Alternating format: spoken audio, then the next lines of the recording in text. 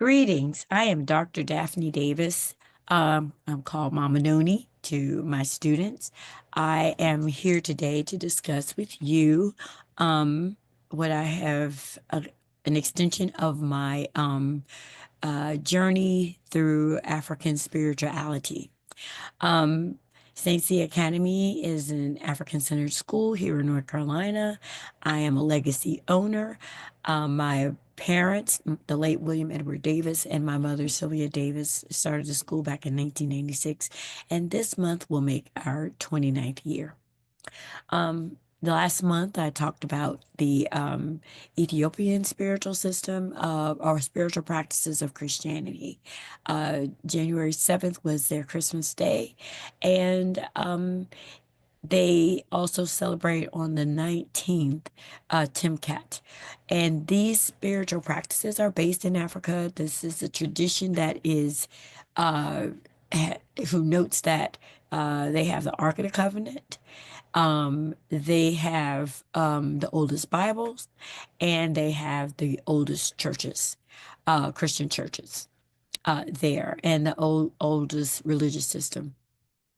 And so, because of this journey, I wanted to um, compare some of the practices of this African-based Christian church, which I believe that all Africans should be practicing. If you're going to call yourself a Christian, you should be more in alignment with the practices on the continent than the practices that are coming out of Western Europe.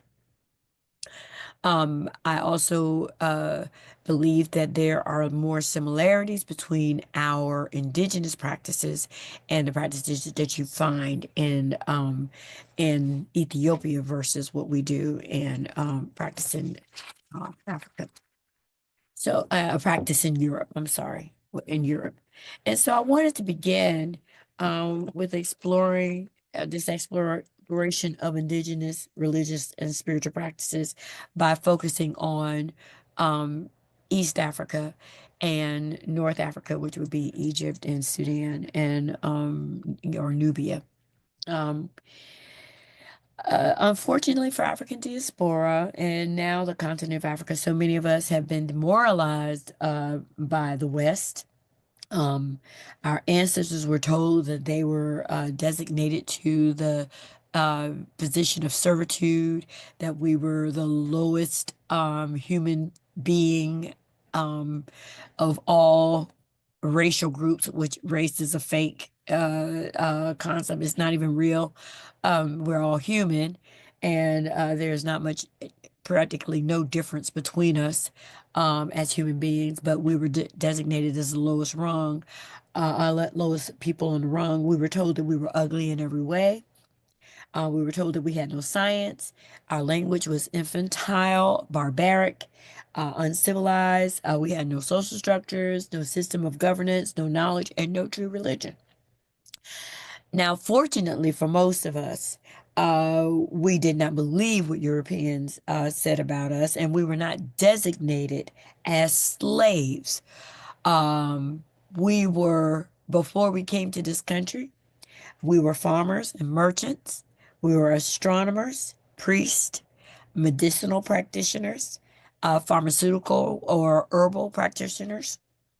We were advisors to kings, which would have been equivalent of lawyers or government officials. We were architects. We were kings and queens. We were historians. We were Jolly Bas and Jolly Musas. We were cooks and business people. We were ironsmiths, hunters, weavers, everything. Everything that you can imagine that we would be a part of society. That's what we had. And we now know that we were the first to create these institutions. We were the first to develop architecture. We were the first to start and develop agriculture. We were the first to develop medicinal practices. We were the first to do all of these things. Because we're the origin of everything. Many of us now claim our beauty. We've gone back to our natural hair. We've gone back to our spiritual practices, and we're embracing our full selves the way God made us without any alterations. Um, we are the first to develop language, And writing systems, yes, language. We were the first to create spiritual systems. We built empires and amazing civilizations from Egypt to Sudan to Ethiopia to Ghana, Mali, Songhai, Niger, Benin, Nigeria, South Africa, Zimbabwe. You had the Zulu Empire. We had Angola. I said Ghana already. So we have established empires that are ancient places. Thousands and thousands of years ago, we were first to create calendars and create an abundance of things. So we have to remember who we are and embrace these things. But to me, the last frontier is the reclamation of our spiritual practice, of our humanity is our spiritual practice, understanding of spiritual practices. So if we wish to continue the Abrahamic spiritual systems, at least we should view it through the lens of the foundational principles and origins in Africa and realize how it has been corrupted by European or Western oligarchs for power and control over others. We know that based on the historical record, the Romans used Christianity to spread their empire to other parts of the world. At first, they're the ones that crucified Jesus, but then because they could not squash the practice, they then incorporated it into their own space so that they can use it against folks. So, and there we have the Catholic Church.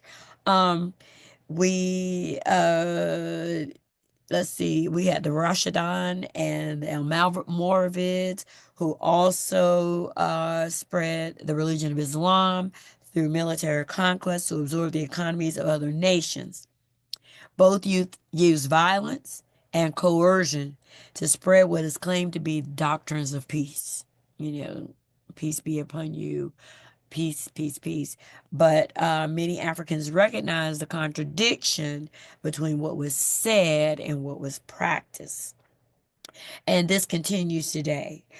So, for this reason, I do encourage all African descendants to practice Abrahamic religions through their own cultural worldview. I want to state that this is not an indictment of any religion or spiritual system. I am not stating that African systems are superior, but like other historical revelations, we need to revisit our ancient spiritual practices and in Africa and realize that the concepts of God, morality, and social governing systems were established by our ancestors. And these cultural values are significantly different from Western values. Um, so let's see.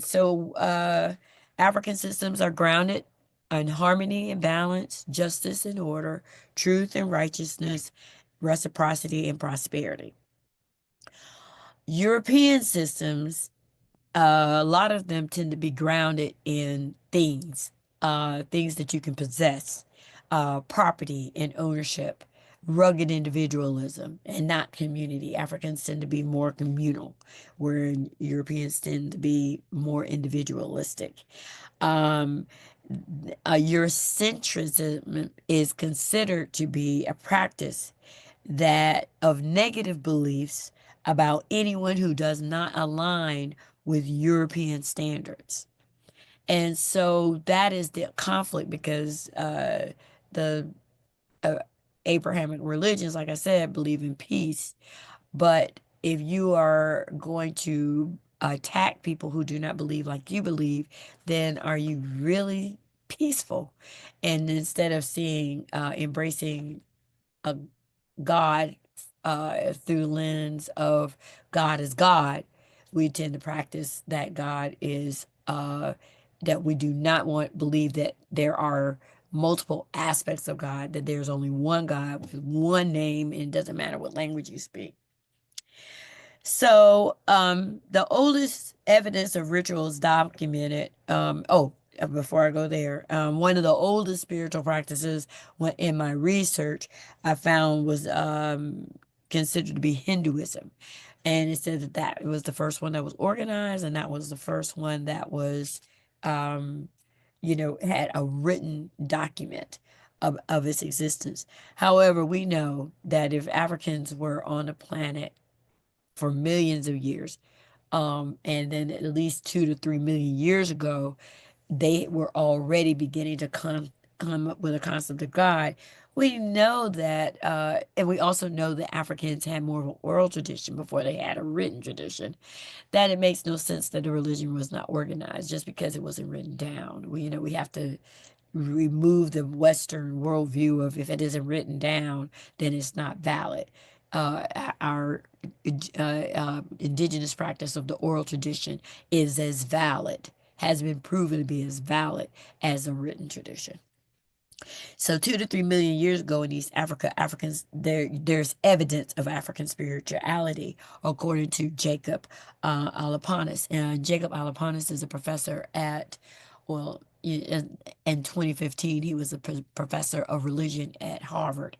And so he had an interview with the Harvard Gazette.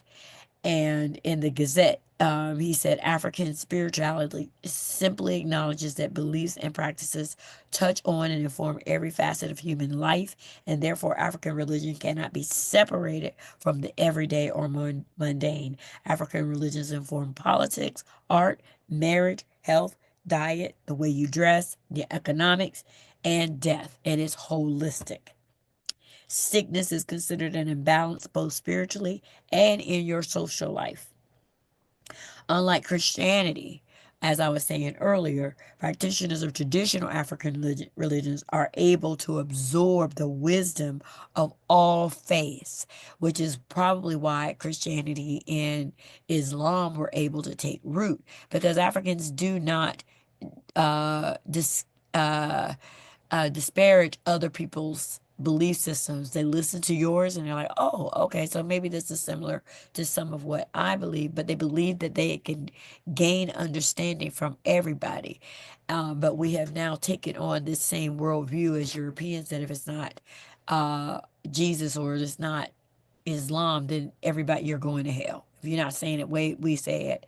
So we got to dismantle that. It's foolishness, because if the oldest people on the planet have already been through all of this nonsense, and so we know what is good for us. Anyway, the absence of African traditional practices, according to Mr. Olaponas, disconnects us from our ancestors, our cultural traditions, and our sense of self-worth and our worldview.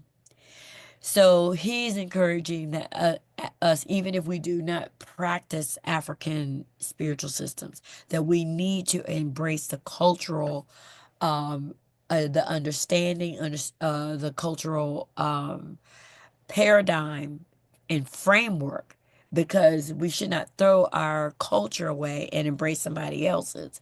We have value in our own way of seeing things and our own practices, and we need to continue to operate in that space. You know, reclaim our Africanness, and we do. African American churches are not like European American churches. They're not. And if you go to a good old country church, you will feel the spirit moving for sure. Anyway, so today I wanted to talk about Ma'at. Ma'at is a compilation of African thought and thousands of years ago. It is said that it emerged around 2400 BCE, but like I said, the oral tradition was probably intact for millennia before that. It was written in the pyramid text, and Ma'at is represented by a woman. So I'm going to show you this lady. Ma'at is, let me see, do I have Ma'at? Here we go. So Ma'at is let me see, Ma'at, an angelic figure. She's the first angel, as you can see. This is Ma'at. And Ma'at represents harmony and balance, justice and order, truth and righteousness, and reciprocity and prosperity. And those are terms that we're familiar with, but these terms originated in in Africa. Okay, so the African pantheon of gods represent balance. For example, and each god is balanced with a male and female entity because Africans did not ascribe to the notion that women were inferior to men. Women had a childlike place, um, and so therefore could not be, part of a spiritual system. And, and that's also true even with the ancient Greeks, Roman gods, pantheons, and many indigenous pantheons have both female and male gods and goddesses. Um, and so, this Abrahamic religion is what has brought and put women in this childlike position. And, we're having the babies, we're going through the 9 months, but we can't think, and we're inferior to men. That is not African at all. Um, the goddesses were, I mean, the gods were okay. You had Set was the son of was chaos. Heru was the Prince of Peace. You had Asar, which was the father, or would be considered the father god, and you had Aset, who was the mother of Heru, and a conception was an immaculate conception. I'm trying to think what else it has here. This Okay, let me see. Did I finish it on here? Okay. Um, let's see. Atum is the main god. You had Shu, Tefnet. You had Geb and Nut, and I'm trying to think. Do I have pictures of that here? Let's see. Geb and Nut. No, I don't have that over there on that side. So maybe it's over here on this side. Okay, so this is a picture of Nut. Nut is supposed to represent the sky, and Geb is here on the bottom, and he's supposed to represent the earth. Or maybe that's Geb right there. That's Geb, and he's representing the earth. And so this is part of their mythology, their creation mythology. We've all heard about a creation mythology. And so you had several generations of gods and goddesses. And I'm not going to go too much into that because I'm not as familiar with these. I'm still learning about it myself. But this pattern occurs in many African indigenous religions, including both male and female in their spiritual systems, where women were not demeaned or relegated to a position equating that of a child, like in many aspects of Abrahamic religions, which hyper focuses on male gods, male preachers, and ministers. Ma'at is the comedic angelic feature, which represents, like I told you already, harmony and balance and those things. But she also represents the 42 admonitions. And so these admonitions that you see they're called the 42 laws of Ma'at. And so these are like to me, give me Ten Commandments kind of perspective. But the difference between the Ten Commandments and the Ma'at is that you have I have not. So instead of you saying you have not, I say I have not. And so, for example, I have not committed sin. I have not committed robbery. I have not stolen. I have not swindled offerings. I have not stolen from God or goddesses. I have not told lies. I have not cursed. I have not closed my ears to truth. I have not committed adultery. I have not made anyone cry. I have not felt sorrow without reason. I have not assaulted anyone. I am not deceitful. I have not stolen anyone's land. I have not been an eavesdropper. I have not falsely accused anyone. I have not been angry without reason. I have not seduced anyone's wife.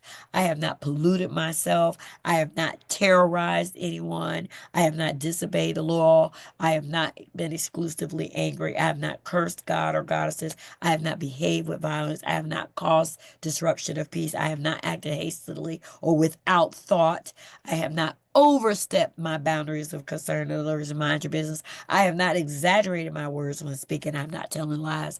I have not worked evil. I have not used evil thoughts, words, or deeds. I have not polluted the water. I have not spoken angrily or arrogantly. I have not cursed anyone in thought, word, or deeds. I have not placed myself on a pedestal. I have not stolen what does not that what belongs to God or goddesses. I have not stolen from or disrespected the deceased. I have not taken food from a child. I have not acted with insolence. I have not destroyed properly belonging to God or goddesses. So, America has violated all of my art. Anyway, so this is where we are. We have to go back and reclaim our own spiritual systems. Um, what else was I going to say here? Okay, so I have a book called The Teachings of Ptah Hotep. Now, this, as you can see, is the oldest book in the world. This oldest book in the world talks about, oh, wait, I forgot something. I wanted to show this picture of, um, oh, wait, oh, Asar Aset. So this is the first Trinity. This is Asar, Aset, and Heru. They are the first, um, this was the first Madonna. This was the second one, and this is the one they have created now. So we were first. And so just want to make that clarification. So, uh-oh. Here, I think I've been doing too much today. But anyway, so back to the oldest book in the world. So this book is said to have been written in 3100 BC, which is when Kemet became a nation state. And there's plenty of evidence of African civilizations beginning in south of Egypt, which is East and Central Africa. And we know that before there was Egypt, there was Sudan. Sudan is the land of they call themselves no, Egypt calls itself the Black Land. Egypt literally is burnt skin. And then when you see the people of Nubia, they are very black. And I did a podcast about the Nubians as well, Sudanese people today. But I wanted to just read a little bit from this. And here you go, 3100 by Ptah. Do not be proud and arrogant with your knowledge. Consult and converse with the ignorant and the wise, for the limits of art are not reached. No artist ever possesses that perfection to which he should aspire. Good speech is more hidden than greenstone emeralds, yet may be found among maids at the grindstones. So that's the first passage that is like, a bit of a proverb. But it says, do not be proud and arrogant with your knowledge. Um, Consult and converse with the ignorant and the wise. So we should talk to everybody. We should not think that we're better than other people. For the limits of art are not reached. And I really see that as we are always growing. We're always supposed to be getting better. And every day that's our goal, to become better people. Um, no artist ever possesses the perfection to which he should aspire. So we're not perfect, and we shouldn't think that we're done. We're always improving ourselves. Good speech is more hidden than greenstone emeralds. And so we know emeralds are supposed to be a very valuable stone, but he says good speech is more difficult to achieve than finding these stones. So, I mean, it is something that we need to aspire to do. And sometimes I don't have good speech because I can be a little bit of a mean girl. But I'm being honest. But yet it may be found among maids at the grindstone. So it may be elusive to people who think they know where it is, or they think that they always have the best words and all of that. But good speech can be found about at with handmaids. So there's wisdom in everybody. There's wisdom in everything. And we need to always be aspiring to be better people and to learn. Um, so I must read one more. If you meet a disputant in the heat of action, one who is more powerful than you, simply fold your arms and bend your back. To confront him will not make him agree with you. Pay no attention to his evil speech. If you do not confront him while he is raging, people will call him an ignoramus. Your self-control will be the match for his evil utterances. That's one that I have to learn because I like to fuck a little bit. But anyway, so with this understanding, we need to go back and look and review who our people were through the lens of good speech, through the lens of gaining wisdom, through the lens of knowing that there are nuggets of wisdom everywhere.